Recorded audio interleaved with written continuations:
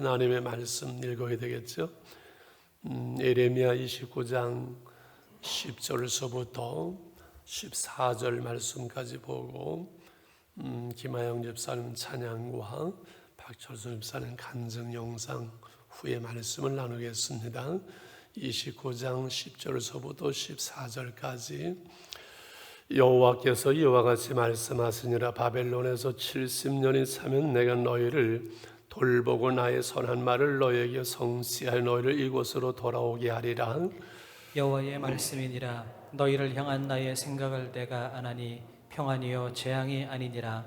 너희에게 미래와 희망을 주는 것이니라. 너희가 내게 부르짖으며 내게 와서 기도하면 내가 너희들의 기도를 들을 것이요 너희가 온 마음으로 나를 구하면 나를 찾을 것이요 나를 만나리라. 이것은 여호와의 말씀이니라. 나는 너희들을 만날 것이며 너희를 포로된 중에서 다시 돌아오게 하되 내가 쫓아보내었던 나라들과 모든 곳에서 모아 사로잡혀 떠났던 그곳으로 돌아오게 하리라. 이것은 여호와의 말씀이라는 하나님의 생각, 하나님의 마음에 대한 말씀을 나누려고 합니다. 우리 함께 예배드리는 어린 친구들은 여기는 없습니다만 집에서 예배드리는 친구들을 질문 하나 하지요. 엄마, 아빠, 부모님들이 좋아요? 무서워요? 대답이 없네요. 어린이 없어가지고. 어떤 데 선물해주고 같이 놀아줄 때는 너무 좋지요. 근데 어떤 데는 야단도 치고 화도 내면은 무서울 때도 있지요. 언제 아빠가 제일 무서울까요? 내가 잘못했을 때, 그죠? 나쁜 짓 했을 때, 싸웠을 때 막 화를 내고 매초리로 때렸을 수도 있지요. 그거는 나를 죽이려고 하는 게 아니라 어떻게 하려고요? 사랑하기 때문에, 사랑하셔서 잘못되지 않도록 부모님의 이 마음을 알면은 원망하거나 투덜거리지 않고 잘못가지 않고 감사할 수 있지요. 자, 이 오늘 하나님의 마음을 얘기하는 이유가 여기에 있습니다. 예레미야를 통해서 계속 그 백성들의 죄를 지적하고 하나님의 그 심판에 대해서 말하지요. 이 말씀을 듣는 우리도 예레미야의 말씀을 읽으면서 묵상하면서 쓰면서 불편하고 어떤 분들은 두렵다고 그러고 지루한데 이 말씀을 직접 듣는 유대인들 그 백성들은 어땠을까요? 듣기 싫어하고 화를 내고 막 그랬지요. 왜 그럴까요? 하나님의 마음을 알지 못하기 때문에 하나님이 선자들을 통해서 죄를 지적하고 경고하고 하나님의 심판을 말하는 것, 그 중심, 그 본심, 하나님의 생각, 하나님의 마음은 저들을 향한 사랑이라는 것을 안다면 저들이 깨닫고 듣고 은혜 받고 회개하고 돌아오고 하나님의 은혜와 복을 받을 텐데 그러지를 못했지요. 그래서 중요한 것은 하나님 아버지의 마음을 아는 것이지요. 하나님의 그 마음을 우리가 바로 알면요, 우리 신앙생활 즐거울 수 있고 힘들어도 넉넉하게 이길 수가 있고 그리고 하루하루가 행복할 수가 있는 줄 믿습니다. 그래서 호세아나 많은 선자들이 여호와를 알라, 심서 여호와를 알라. 그 하나님을 알라는 것은 성경 공부를 통해서 하나님에 대한 지적인 그 이해를 말하는 것이 아닙니다. 하나님의 마음, 하나님의 생각, 하나님의 중심, 그 하나님의 뜻, 하나님의 사랑을 알라는 거지요. 그러면 하나님께 돌아올 수가 있는 것이잖아요. 오늘 우리가 사는 것이 참 힘들고 이 코로나 시대에 처음 가보는 이 길, 여러분 현실이 얼마나 어렵고 삶의 무게가 정말 무겁지요. 앞이 보이지 아니할 때가 있습니다. 하나님은 뭐 하시는 건가? 하나님은 왜 그러시는 건가? 때로는 우리의 삶이 너무 어려울 때 정말 하나님이 나를 사랑하시는 건가? 하나님은 살아계시는 건가? 하나님은 전능하시는데 왜 코로나도 못 이기시나? 이런저런 시험과 갈등이 올 수 있지요. 중요한 것은 우리가 인생의 고난의 때에, 시험이 올 때, 여러 가지 어려움 속에 내일 일을 알 수 없는 그런 때도 이 하나님의 마음을 알 수 있다면, 통위장이신 그분의 손에 내 삶을 맡길 수 있는 그 믿음이 참으로 중요한 것이지요. 우리가 자식들을 키우다 보면은 아이들이 성장하는 것에 따라서 다 다르지요. 그러나 부모는 늘 자녀들을 사랑합니다. 그런데 자녀들의 입장에서는 그렇지만은 않은 거예요. 어린 시절 늘 부모님이 하나님처럼만 보이던 그 시절 지나고 이제 좀 크면 내 마음 부모님 몰라, 말도 통하지 않아 서운하고 답답할 때도 있고, 사춘기를 지나서 부모님이 어떤 때는 작게 보이고 훤히 보이기도 하고 그런 세월도 지납니다. 그러나 군대 갔다 오고 나이 들고 결혼하고 아이를 낳으면서 부모님의 마음이 이해되어지고 그 부모님의 마음을 알게 되는 걸 뭐라 그래요? 철난다래잖아요. 그지요? 이 하나님의 마음을 우리가 아는 것만큼 성숙될 수 있고, 그 하나님 아버지의 생각을 우리가 아는 것만큼 자유할 수 있고, 그리고 능력을 있는 신앙생활을 할 수가 있습니다. 우리는 계속 코로나의 이 위기를 하나님의 신앙의 기회, 하나님을 만나는 기회, 우리가 하나님께 돌아가는 기회, 우리의 새로운 그 신앙과 인생의 축복의 기회로 만들자고 계속 말씀을 드린 이유가 여기에 있어요. 그래서 오늘 이 모든 것 속에서 제일 먼저 나누고 싶은 말씀은, 하나님의 생각은 우리의 생각과 다르다. 한번 해볼까요? 하나님의 마음은 시작. 하나님의 마음은 우리의 생각과 다르다는 거지요. 저희 집에 책상 위에 조그마한 거 어항이 있어요. 오늘 아침 일어나서 제가 나가면 고기들이, 새끼들이 막 몰려와요.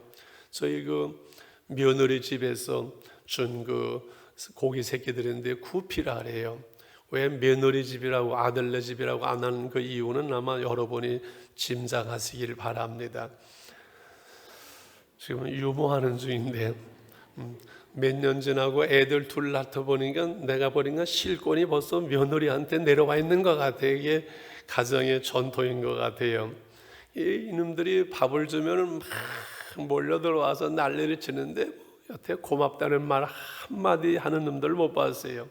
근데 문제는 이 물을 한 달에 한 번은 길어줘야 돼요. 산소적이 없으니까는 이 물을 길어주려면 고기를 먼저 꺼내잖아요. 그럼 이걸 쏟아가지고 이놈들이 이쪽으로 내려가면 좋은데 안 내려가요. 그럼 그거 어떻게 건지냐고 아주 애를 먹으면서 이놈들 저들의 일로 들어가야 사는 건데 그냥 내 마음을, 주인의 마음을 모르는 거예요. 그렇지요. 이 인간을 어떻게 사람의 마음을 알겠어요? 이 강아지들이 아무리 이쁘고 졸졸 따라다니고 그냥 환영을 해도 사람의 마음 모르잖아요. 우리 피조물 된 인간은 마찬가지로 하나님의 마음을 알 수 없어요. 그런데 우리 인간을 하나님께서는 하나님의 형상을 따라 지었잖아요. 그래서 하나님은 우리와 교제하기를 원하시기 때문에 우리가 하나님을 알기를 원하세요. 하나님의 마음을 우리에게 알려주시기 위해서, 인간이 하나님을 알 수 없기 때문에 하나님의 자신을 우리에게 계시해 준 그게 하나님의 말씀이잖아요. 그래서 계시의 말씀이라 그러잖아요. 그렇지요? 그래서 하나님의 뜻이 무엇인지, 우리가 어떻게 살아야 행복한지, 우리가 어떻게 하나님을 기쁘시게 할 수 있을지 하나님이 우리에게 이 말씀을 통해서 다 알려주셨고, 오늘도 설교를 통해서 하나님의 생각이, 하나님의 마음이 무엇인지를 말씀하게 하세요. 근데 이스라엘 백성들은 선자를 통해서 증거되는 그 하나님의 말씀을 듣지를 않았어요. 자기들의 욕심대로 살고 자기들의 생각 성질대로 살고 죄짓고 하니까 하나님의 말씀 오히려 싫어하고 듣기 싫다고 쓸데없다고 핍박을 하고 감옥에 가두고 죽이려고 하고 그랬어요. 그러나 에레미야는 끝까지 하나님의 말씀을 바르게 전하지요. 40년 동안. 그래서 이스라엘은 그토록 하나님께서 경고하고 말씀했건만은 그 경고를 받지 못하고 하나님의 심판이 임합니다. 바벨론 군대가 이제 여호와긴 왕을 잡아가지요, 포로로. 그리고 유능한 백성들 다 잡아가고 보물 다 뺏어갑니다. 그래서 사람들을 포로로 다 끌어갈 때 많은 사람들은 바벨론에 끌려가지 않으려고 숨고 애굽으로 도망가고 이렇게 하지요. 이때 예레미야는 말씀합니다. 바벨론으로 가는 것이 좋은 무화과처럼 그것이 하나님의 뜻이고 그것이 사는 길이란다. 남아있는 것은 나쁜 무화과처럼 오히려 고난당하고 죽고 멸망한다. 이거는 상식적으로 이해할 수 없는 거예요. 이스라엘 백성들이 평안하게 잘 살 때 너희가 하나님께로 돌아가야 되고 지금처럼 살면 하나님의 심판이 임한다고 할 때도 받아들이지 못했지만은 막상 바벨론에 쳐들어와서 끌려가는데 남아있어야지, 숨어있어야지, 친한 애굽으로 가야지 살지, 바벨론으로 끌려가는 것이 하나님의 뜻이라고 그것이 좋은 무화과라고 말하는 거 상식적으로 이해할 수가 없는 거잖아요. 근데 거기다가 거짓 선지자들은 망하지 않는다, 남아있어야 된다. 바벨론으로 끌려간 다음에 거기 왕족들도 가고 제사장들도 끌려갔습니다. 거기서 거짓 선지자가 일어나서 우리는 문제없다, 곧 돌아간다, 2년 안에 하나님께서 우리를 돌아가게 하신다, 이렇게 또 거짓말하는 거예요. 이때 예레미야는 하나님의 성령으로 다시 편지를 써서 그 바벨론에 끌려간 사람들에게 보냅니다. 이것이 오늘 29장의 이 편지, 이 하나님의 말씀이지. 바벨론에 있는 이들에게 29장 4절서부터 이렇게 말합니다. 만군의 여호와 이스라엘 하나님께서 예루살렘 바벨론으로 사로잡혀 가게 한 모든 포로에게 이와 같이 말씀하시는 5절부터 같이 읽을까요? 너희는 집을 짓고 거기에 살며 텃밭을 만들고 그 열매를 먹어라. 아내를 맞이하여 자녀를 낳으면 너희 아들이 아내를 맞이하여 너희 딸이 남편을 맞아 그들로 자녀를 낳게 하여 너희가 거기에서 번성하고 줄어들지 아니하게 하라. 너희는 내가 사로잡하게 하는 그 성읍의 평안을 구하고 그를 위하여 여호와께 기도하라. 그는 이는 그 성읍이 평안하면 너희도 평안할 것임이라. 너희들 거기서 결혼하고 잘 먹고 잘 살고 그 성을 위해서 평안을 구하며 기도하라. 이렇게 편지를 써 보낸 것이지요. 하나님은 이스라엘이 범죄할 때 하나님이 너희를 심판하리라.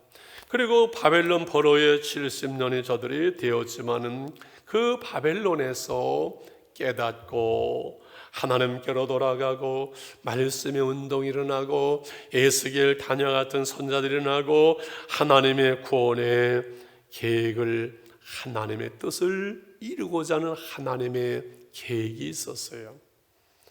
이 시간과 공간을 초월해서 인도하시는 하나님, 그 하나님의 구원의 계획을 시간과 공간의 제한을 받는 인간이 다 알 수가 없다는 거예요. 우리는 내일 일을 알 수 없는 존재로 하나님이 만드셨어요. 그래서 이사야 55장 8절과 9절에 이렇게 말씀합니다. 같이 읽을까요? 시작. 이는 내 생각이 너의 생각과 다르며 내 길은 너의 길과 다름이니라. 여호와의 말씀이니라. 그 뒤에 이는 하늘이 땅보다 높은 것 같이 내 길은 너의 길보다 높으며 내 생각은 너의 생각보다 높음이니라. 할렐루야. 그래서 결론은 인생의 길에서 내 생각, 내 뜻, 내 경험, 내 욕심보다 하나님의 말씀, 하나님의 뜻을 알고 순종하는 그 길을 걸어가는 것이 복된 길이고 안전한 길이고 인생에 후회함이 없는 삶을 살아가는 방법이지요. 그게 인생의 지혜지요. 이 말씀이 그래서 내 길에 빛이 되고 내 길에 어두운 세상에 등이 되는 거예요.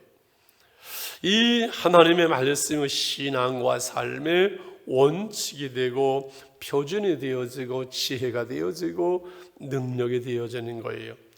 하나님의 뜻을 우리는 다 알 수 없지만은 또 우리 현실 삶 속에서 우리가 어떻게 해야 될지 알지 못할 때도 있고, 왜 그토록 신앙생활 잘하는 사람들이 고난을 당하고 그렇게 하나님께서 또 빨리 불러가시는지 우리는 도무지 하나님의 하시는 일을 알 수 없을 때가 많아요. 그러므로 우리는 하나님의 마음을 헤아리고 하나님의 우리를 향한 그 중심, 그것은 평안과 미래의 희망을 주시려는 그 하나님의 마음을 우리는 믿는 거지요. 두 번째 말씀입니다. 같이 한번 읽을까? 시작. 하나님의 마음은 우리에게 평안과 미래의 희망을 주는 것이라고 오늘 11절에 말씀했죠. 11절 한번 같이 읽을까? 시작. 여호와의 말씀이니라. 너희를 향한 나의 생각을 내가 아나니 평안이요 재앙이 아니니라. 너희에게 미래와 희망을 주는 것이니라.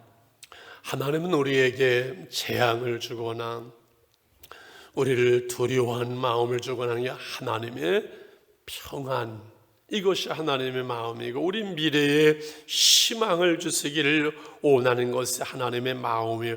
왜 그럴까요? 우리를 사랑하시기 때문에 우리가 바로 살고 행복하기를 원하시는 거예요. 늘 그런 얘기하죠. 부모님의 마음, 자녀들의 행복이라고요. 이 아이들이 지금은 세상을 모르고 부모님의 슬하에서 살지만 결국 세상에 나가서 이 아이들이 살아가야 될 그 세상을 준비해야 되고 부지런한 그 습관을 길러줘야 되고 공부해야 되고, 그래서 아이들은 매일 놀고 먹고 게임하기를 원하지만 부모님들은 이 아이들을 야단치면서 이 잘 닦아라, 싸우지 말아라, 공부 열심히 하라, 수많은 말을 하자 마지막으로 자녀들을 결혼시킬 때 하는 한마디가 뭐라고요? 행복하게 잘 살아야 된다. 그게 부모님의 마음이잖아요. 하나님은 우리를 사랑하시고, 그런데 인간의 모습, 우리의 죄와 모른 하나님의 사랑을 받을 수 없는, 하나님을 알 수 없고 하나님께 나갈 수도 없고 하나님을 부를 수도 없는 바벨론 포로의 심판을 당하고 멸망을 당할, 이것이 우리의 운명이에요. 짧은 인생 하나님을 알지도 못하고 살다가 이 땅에서 다 멸망할 이런 인간을 우리를 하나님은 구속하셨어요. 예수 그리스도로 값주고 우리를 사셨어요. 그래서 우리의 모든 죄와 저주와 심판과 하나님의 진노가 아니라 이제는 하나님의 나라를 살아가기를 원하시고 하나님의 백성으로서의 그 행복을 누릴 수 있는 모든 권리와 자격과 여건과 그 생명을 다 우리에게 주셨어요. 하나님의 나라를 우리에게 주셨어요. 그래서 예수님이 요한복음 10장 10절에서 말씀하시지요. 시작. 도둑이 오는 것은 도둑질하고 죽이고 멸망시키는 것뿐이요 내가 온 것은 양으로 생명을 얻게 하고도 풍성히 얻게 하려는 것이라. 도둑은 무엇을 말해요? 원수마귀. 원수마귀는 도둑질하고 죽이고 우리의 믿음을, 우리의 인생을 무너뜨리고 빼앗고 우리를 망가뜨리려고, 불행하게 하려고 원수마귀가 있어요. 근데 주님이 온 것은, 내가 온 것은 양을 우리로 생명을 얻고 더 풍성한 삶, 생명이 있기에 그 생명을 누리고 그 생명이 성장하고 그 생명의 풍성함을, 하나님의 나라를 마음껏 누리면서 살라고 예수는 우리의 저주를 다 대신하셔서 십자가에, 그리고 우리에게서 그 생명과 평안과 기쁨과 하나님의 나라를 다 주셨건만은 우리가 예수를 믿어도 이 하나님의 마음, 이 하나님의 생각을 알지 못하고 오늘도 원수 마귀한테 시달리고, 그렇지요? 도둑질 당하고 믿음을 빼앗기고 은혜를 빼앗기고 내 안에 말씀도 없고 은혜도 없고 평강도 없는 그러한 삶을 우리는 살고 있지를 않는지요. 주 안에서 항상 기뻐하라고 말씀하세요. 내가 다시 말하는 기뻐하라. 데살로니가서 5장 16절에서 뭐라고 말해요? 항상 기뻐하라, 쉬지 말고 기도하라, 범사에 감사하라. 이것이 그리스도 예수 안에서 너희를 향하신 하나님의 뜻이라고. 늘 기뻐하고 감사하고 춤추고 노래하고 행복하게 사는 것이 예수 믿는 우리를 향한 하나님의 뜻이라고 하나님은 말씀하는 거예요. 중요한 것은, 문제는 이 세상은 힘들고 우리의 삶의 바다에는 끊임없는 풍랑이 밀려오는 거예요. 그게 우리의 현실이에요. 그러면 이러한 현실을 속에서 어떻게 우리가 생명과 풍성함과 하나님의 나라를 누리고 형통하는 삶을 살 수 있을까요? 그것은 주와 함께하면 돼요. 주 안에 있으면 돼요. 하나님의 은혜 안에 있으면 돼요. 요셉을 보세요. 하나님이 꿈꾸게 하셨지만 팔려갑니다. 종살이합니다. 감옥에 갑니다. 그러면서 하나님은 계속해서 저가 형통한 자가 되어 그렇게 말씀해요. 그 이유는 하나님이 요셉과 함께 하시며 저가 형통한 자가 되어, 지난 수요일 말씀드렸죠. 창세기 39장 2절 3절 볼까요? 시작. 여호와께서 요셉과 함께 하심으로 그가 형통한 자가 되어 그의 주인 애굽 사람의 집에 있으니, 그의 주인이 여호와께서 그와 함께 하심을 보며 또 여호와께서 그의 범사에 형통하게 하심을 보았더라. 범사에 형통하게 하심을 주인도 볼 수 있어요. 23절 같이 한 절 더 읽을까? 시작. 간수장은 그의 손에 맡긴 것을 무엇이든 살펴보지 아니하였으나 이는 여호와께서 요셉과 함께 하시면, 보세요. 여호와께서 그를 범사에 형통하게 하셨더라. 재미있잖아요, 성경이. 보디발의 집에서 종살이 하는데도 하나님이 함께 하시니까 그게 형통했대요. 바로 살려고 하다가 지금 어디로 잡혀갔어요? 감옥에 잡혀갔어요. 근데 그것도 형통했대요. 이유는 단 하나, 뭐예요? 하나님이 함께 하심으로. 종살이하고 감옥에 가는 그 길이 애굽 총리, 하나님의 뜻, 하나님의 계획을 이루어가는 그 길이기에 형통했다고 말씀하는 거예요. 오늘 우리의 삶이, 믿음의 길이, 오늘 현실 속에 무슨 일을 만나든 어디를 가든 하나님 안에 하나님과 함께 있으면 우리의 길은 형통한 길인 줄 믿습니다. 할렐루야. 그런데 목사님, 그런데 하나님이 우리와 함께 하셔서 우리는 또 믿고 우리가 믿음으로 오늘 살아가지만, 그래도 코로나의 어려운 시대에 우리 삶의 현장에서는 지금 어려운 것은 현실입니다. 월세도 낼 수 없지요. 문을 닫을 수도 없고 안 닫을 수 없고 사망의 음침한 골짜기와 같은 때가 지금 자영업을 하시는 분들이나 어려운 분들이지요. 믿음의 용장 다윗이 사망의 음침한 골짜기를 지날 때도 두려워하지 않는 것은 주님이 나와 함께 하셨다, 그 말씀이지요. 어떤 목사님이 하도 힘드니까는 그런 얘기를 하더만요. 하나님 한 번도 나를 실망시킨 적 없으시고 그 노래 안 불렀대요. 어쩌다가 그 노래가 나오면 입을 꽉 다물고 웃기네. 그리고 앉아 있었대요. 왜?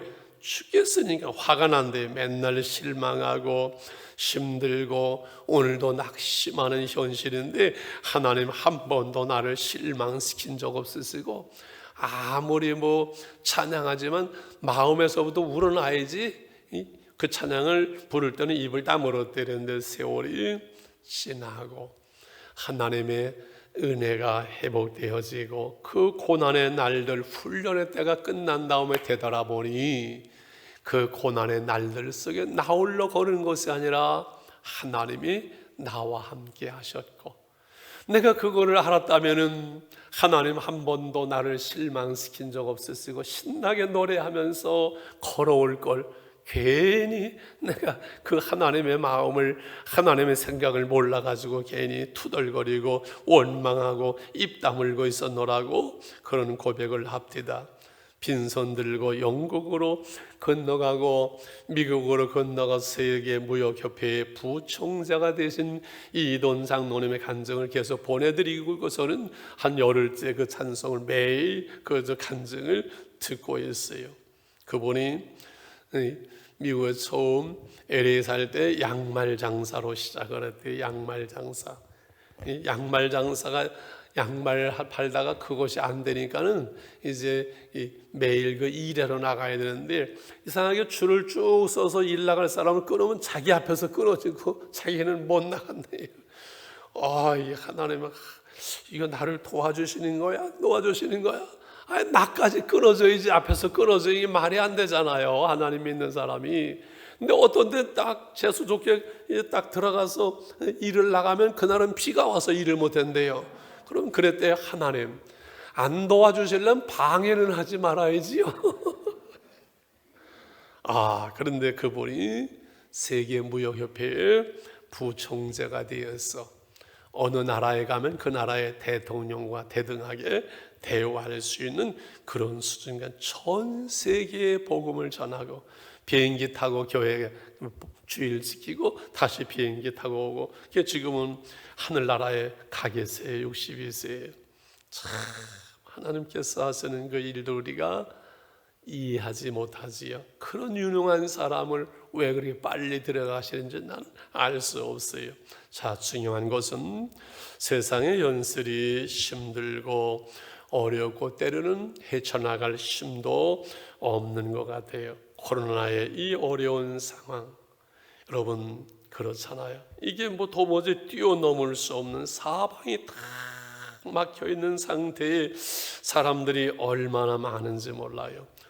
우리 교구바다 현장을 좀 가봐라. 지난주까지 사업상 다시 한번 신방을 해봐라. 쭉 얘기를 들어보면 어려운 분들 정말 많아요. 그런데 사방이 다 막히면은 열려있는 곳 어디 한 군데라고요? 하늘만 열려있어요. 하늘은 뚜껑도 없어요. 뚜껑을 닫을 수가 없어요. 하늘이 열려있어요. 여러분, 하나님이 함께 하시고, 그래서 하나님을 바라보라고 원망을 해도 하나님 앞에서, 부르짖어도 하나님 앞에서, 여러분 하나님을 향하여 우리가 구하고 기도할 수 있는 것이 그리스도인의 특권이에요.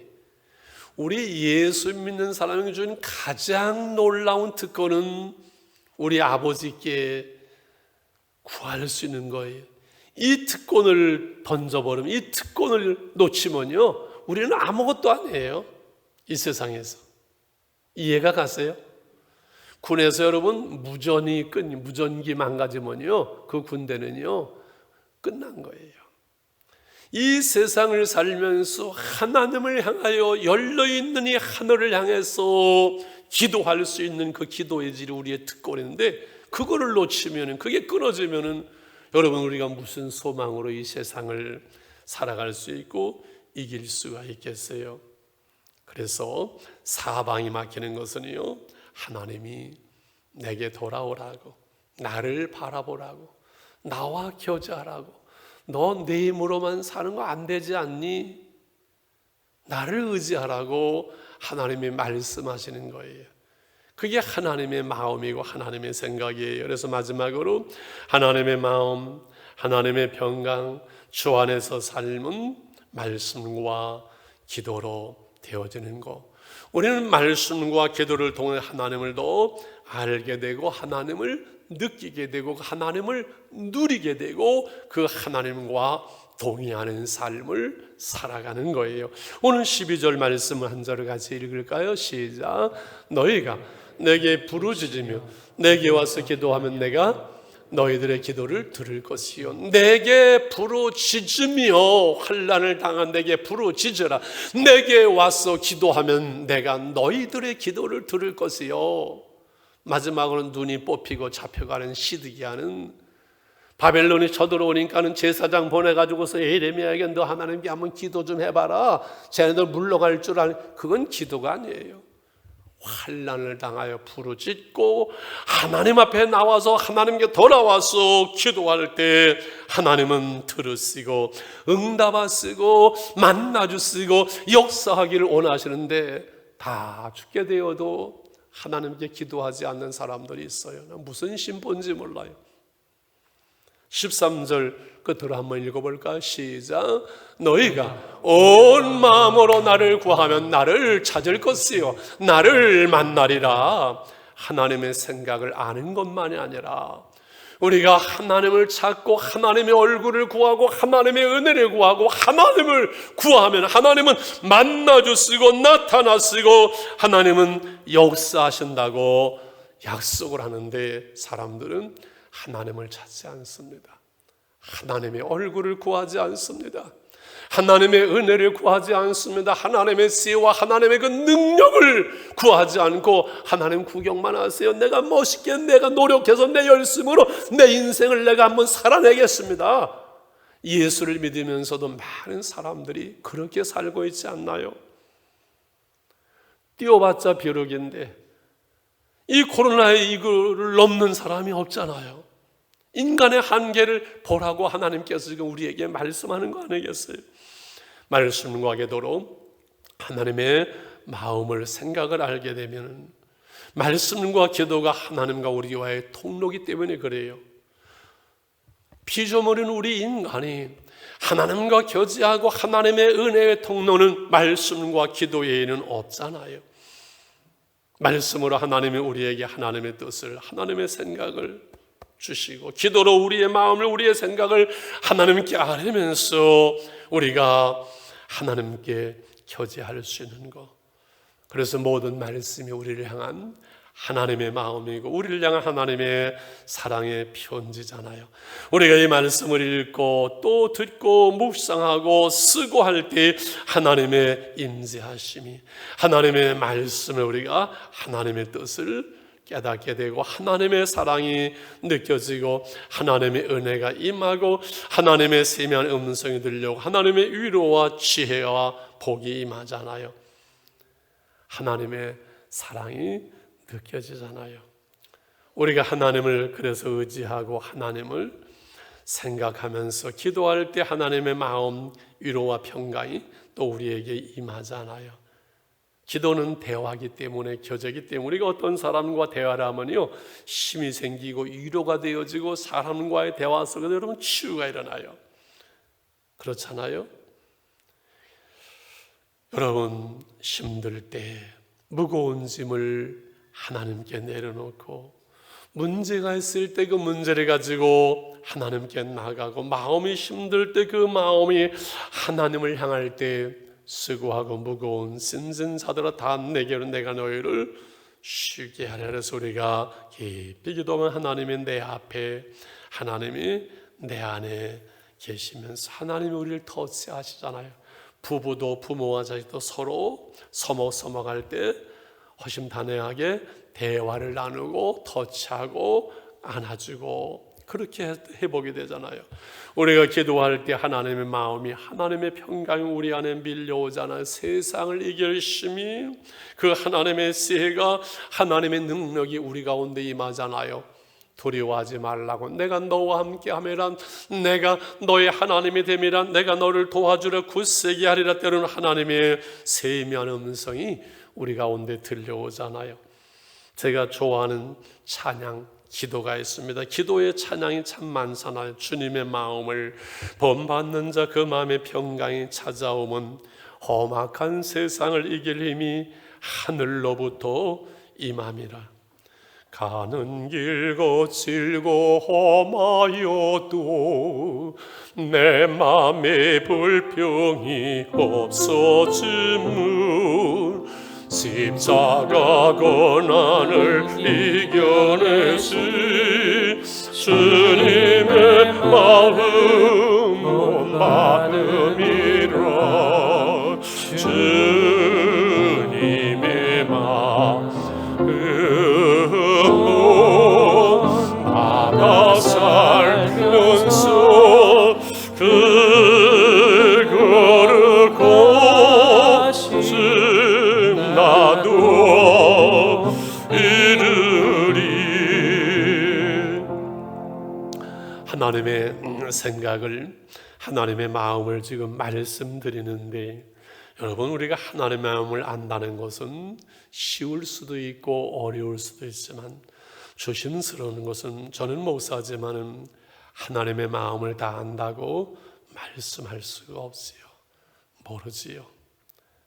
그러나 그 하나님의 사랑, 하나님의 마음, 어떤 때는 깜짝 놀랄 만큼 내 생각과 다르신 그 하나님의 마음, 하나님의 사랑을 깨달을 때가 있습니다.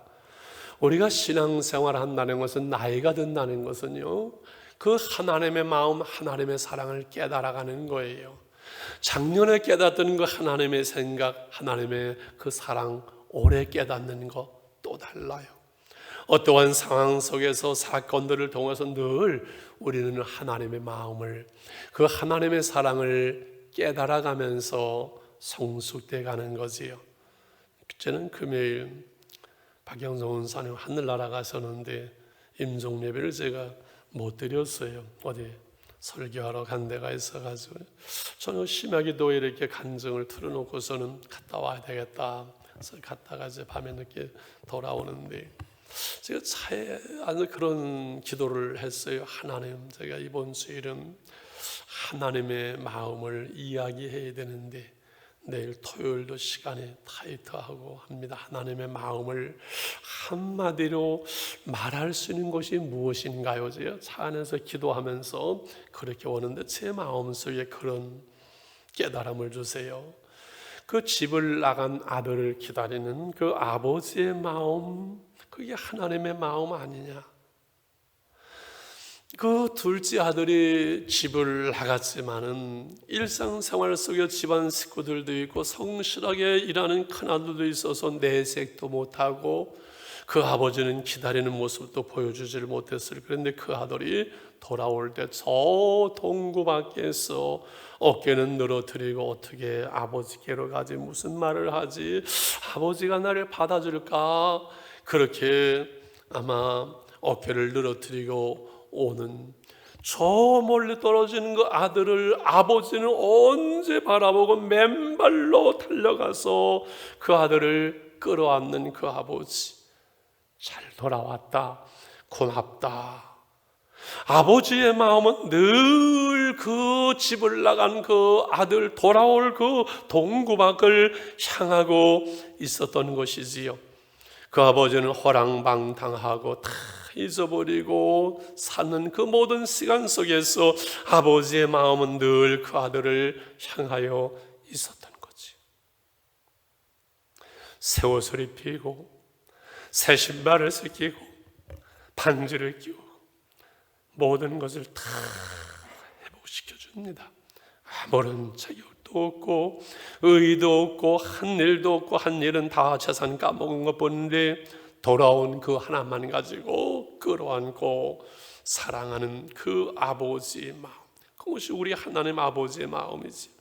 큰아들이 아버지 나는 맨날 일하고 집에 있어도 염소 새끼 한 마리 줘서 친구들과 나눠 먹게 못했는데 아버지 왜 이럽니까? 큰아들, 그 아버지의 마음을 알 수 없는 거지요. 얘는 죽었다가 살아난 거 아니냐?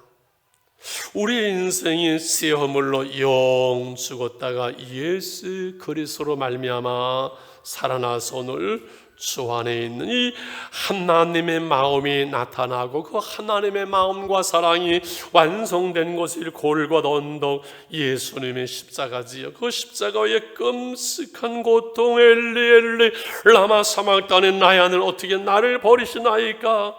우리 인간의 죄값이, 죄로 말미암아 죽을 수 없게 인간의 죄값이 얼마나 처절한지를 보여주는 하나님의 공의와 그렇게 그 아들을 버리면서 묵묵히 입을 다무면서 우리 인간을 구원할 수밖에 없던 하나님의 사랑, 하나님의 공의와 사랑이 완성되는 것, 십자가가 바로 하나님의 마음이기에 바울은 로마서 5장 8절에 말씀합니다. 우리가 아직 죄인 되었을 때 그리스도께서 우리를 위하여 죽으심으로 하나님께서 우리에 대한 자기의 사랑을 확증하셨느니라. 십자가가 우리 앞에 있어요. 하나님의 마음, 하나님의 생각, 하나님의 사랑을 모른다고 말하면 아니 되어져요. 우리의 현실 아무리 힘들고 어렵고 인생이 금가고 실패하는 것 같고 병들고 내가 마지막 죽음을 앞에 두는 그 순간에도 우리를 향한, 나를 향한 하나님의 사랑, 그것만은 결코 의심하거나 우리가 부인할 수 없는 이유가 여기에 있는 것이지요. 말씀을 정리하려고 합니다. 여러분, 현장 예배가 멈추어서도 우리의 신앙이 멈출 수 없었던 이유, 이 하나님의 사랑 때문이지요. 위기를 통해서 하나님과 이러한 때에 멀어지는 것이 아니라 하나님과 가까워지고 예배를, 은혜를 사모하고 말씀을 기록하고 우리가 있는 삶의 자리가 예배의 자리가 되고 교회가 될 수 있는 것은 이 하나님 아버지의 마음을 알고 그 하나님 아버지의 사랑이 오늘 우리를 향하고 있기 때문이 아닌가요? 그 하나님의 마음은 낮은 곳으로, 힘든 곳으로, 마음이 상한 자를 향해 있습니다. 여러 자식들이 있지만은 그 부모의 마음은 가장 못 사는 그 자식을 향해서 그 안타까운 마음이 있는 것처럼, 잘 사는 자식이 못 사는 그 동생을 도울 때 그 부모가 기뻐하는 것처럼 우리의 마음이, 여러분, 탕자의 형, 탕자의 마음, 그런 것이 아니라 힘든 사람, 어려운 사람들을 향하여 있는 그 마음을 하나님이 기뻐하셔서 그 마음이 하나님의 마음이기 때문에 그러하지요. 아버지 당신의 마음이 있는 곳에 나의 마음이 있기를 원해요. 아버지 당신의 눈물이 고이는 곳에 나의 눈물이 고이기를 원해요. 아버지 당신이 바라보는 영혼에게 나의 두 눈이 향하기를 원해요. 아버지 당신이 울고 있는 어두운 땅에 나의 두 발이 향하기를 원해요. 나의 아버지의 마음 알아 내 모든 뜻 아버지의 뜻이 될 수 있기를, 나의 온 몸이 아버지의 마음 알아 내 모든 삶이 당신의 삶이 되기를, 우리 말씀을 기억하면서 찬양하면서 예물을 드리도록 하겠습니다. 아버지 당신의 마음이 있는 곳에 나의 마음이 있기를 원해요. 아버지 당신의 눈물이 고인 곳에 나의 눈물이 고이길 원해요. 아버지 당신이 바라보는 영혼에게 나의 두 눈이 향하길 원해요. 아버지 당신이 울고 있는 어두운 땅에 나의 두 발이 향하길 원해요. 나의 마음이 아버지의 마음 알아 내 모든 뜻 아버지의 뜻이 될 수 있기를, 나의 온 몸이 아버지의 마음 알아 내 모든 삶 당신의 삶 되기를. 기도하겠습니다. 여호와의 말씀이니라. 너희를 향한 나의 생각은 내가 하나니 평안이요 재앙이 아니니라. 너희에게 미래와 희망을 주는 것이니라. 너희가 내게 부르짖으면 내게 와서 기도하면 내가 너희들의 기도를 들을 것이요 너희가 온 마음으로 나를 구하면 나를 찾을 것이요 나를 만나리라. 자비로우신 하나님 아버지, 참 힘들고 어려운 시대를 우리가 살아갑니다. 하나님, 인간의 힘으로 그 누구도 무엇으로도 코로나19를 뛰어넘을 수 없는 이 한계 속에서 우리가 하나님께 예배하며 하나님의 말씀을 듣게 하심을 감사합니다. 하나님, 재앙이 아니라 평안이요 미래와 희망을 주시는 하나님의 생각, 하나님의 마음, 하나님의 사랑을 저희들이 믿습니다. 부르짖을 때, 기도할 때 들으시는 하나님을 저희들은 믿습니다. 이 어려울 때가, 이 위기가 다시금 하나님께 돌아가는 기회요, 하나님을 만나는 기회요, 하나님을 찾는 기회요, 하나님의 은혜를, 하나님의 역사를 하나님 저희들이 경험하는 기회가 되게 해주심을 믿습니다. 정성껏 예물을 드립니다. 하나님 11조의 약속을 이루어 주세요. 살아계신 하나님의 역사와 영광을 볼 수 있게 해주세요. 있는 소서에서 기도하며 예배하며 하나님을 향하는 주의 백성들을 향하여 주의 손길로 붙들어 주시옵소서. 이제는 우리 주 예수 그리스도의 은혜와 하나님 아버지의 그 크신 사랑과 성령의 교통하시며 충만하심이 오늘 현장에서 예배하는 사랑하는 성도들, 가정에서 있는 서서 예배하는 사랑하는 성도들을 위해 가정 위에 또 슬픔을 만나는 가정 속에 하나님의 교회 위에 선교주 이제부터 영원히 함께 계실지어다. 아멘. 아멘.